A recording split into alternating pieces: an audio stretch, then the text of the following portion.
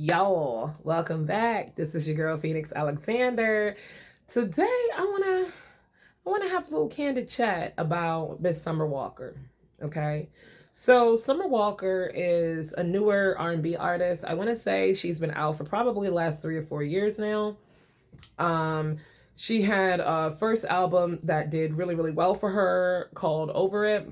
And then she just recently released another album, probably about 3 or 4 months ago, called Still Over It. Now, when it comes to Summer Walker, I have to say I was never really a huge fan of her music. Not because I don't feel like that she's a talented girl. I do feel like she's a talented girl. I feel like it's the delivery and the subject matter that doesn't really resonate with me. But I understand why she has such a large fan base. She does speak to a lot of women, especially ones that are dealing with negative situations, single moms, bad relationships, etc., etc. Her music is pretty much like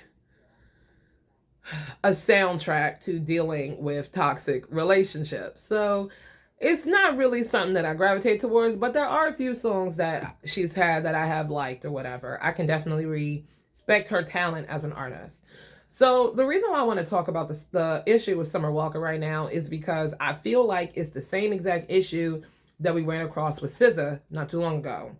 So I feel like SZA and Summer Walker, their careers are pretty similar because, in my opinion, they have a similar sound and a similar subject matter. They both kind of talk about toxic relationships, where they go wrong and all that stuff like that. Now, recently, Summer Walker kind of had a little Britney Spears moment. She cracked. And she came out with this crazy haircut that makes her look like a pineapple. A haircut that makes her look like Goro from Mortal Kombat. A hairstyle that makes her look like a samurai from back in the day. A haircut that makes her look like she's from Avatar. Look, here's a picture. I'm gonna put it over here because this is where I got more space. But here's a picture of Miss Summer Walker and her haircut. And the main thing I want to say, girl, where are your friends? Where are your friends, girl? Not industry friends. Where are your real friends? Where are the people that you grew up with? Like, where are your friends? I know you got some. I know you got some. You got at least one. I'm gonna need for these bitches to come and stand at the front of the class. If you know Summer Walker and you are her friend, I'm gonna need you to come down to the front of the class. Just come on down to the front of the class so we can rap for a second. Are you down there? Are you there? If you consider yourself to be a friend of Summer Walker, let me just say you ain't shit. Okay? You ain't shit. This girl is clearly going through it. Okay? Now, I knew she was going through it when she was dealing with London on the Track. Okay, fine. And I will tell y'all this. I used to be in the music industry. We will get into that on another day. But one thing I can tell you is you never want to be an artist that sleeps with your producer, who dates your producer. I will say, when you are in a studio and you are making music, it is a very intimate experience. It's almost like creating a child because you are making something that, if done correctly, is going to stand the test of time. You are making musical history if it's done correctly.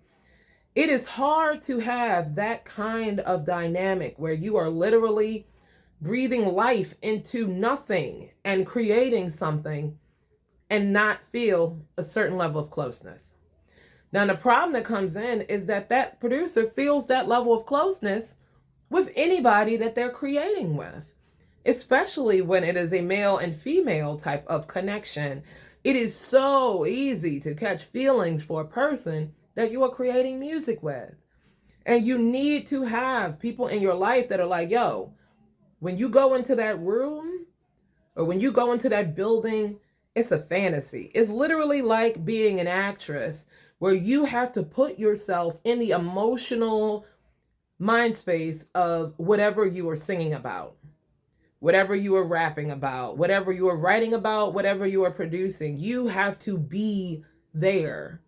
And it is very hard to separate yourself from that. It's just like actors who make a movie together. It's very hard to play that role and play that character and be okay with it.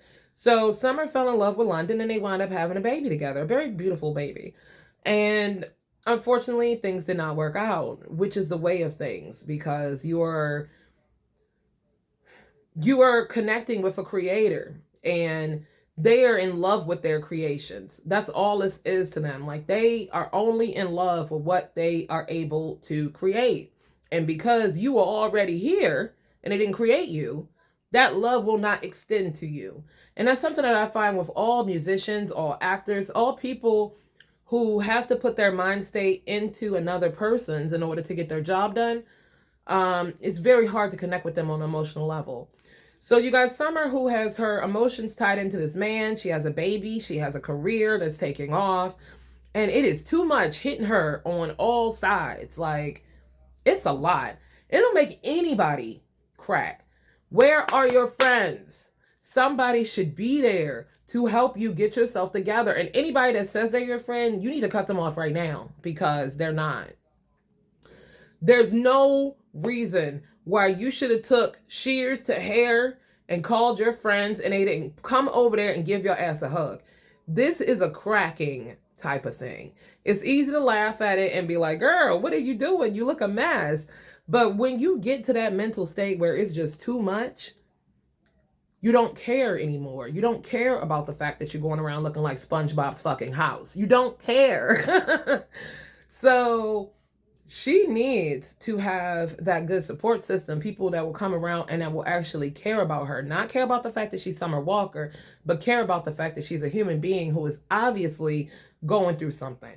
I don't know anything about this guy, Larry, that she's dating now, but I can tell you right now, Larry is not good for her, because if Larry was good for her, then she would not be going through all of this. She didn't give herself a chance to heal before she hopped in with the next person and expected him to heal it, and it don't work that way. New dick is great for getting over old dick, but it will not change your mental. You know, your mental is still going to be the same. You got to fix that before you can expect a man to come in and do anything. So I feel like she is kind of stuck in a loop where she's going to do the same negative things over and over again. And the sad part is that her being miserable makes her money. Like, misery loves company. So women love these sad ass songs of you making bad decisions and cutting off your hair and acting all crazy.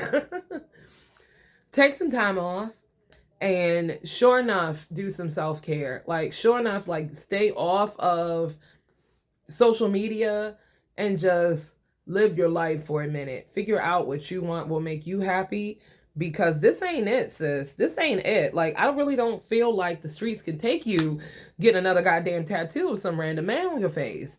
I don't think we can take you having another Britney Spears moment. Get the mental health that you need, sis. And stop looking for it in the crotches of other people.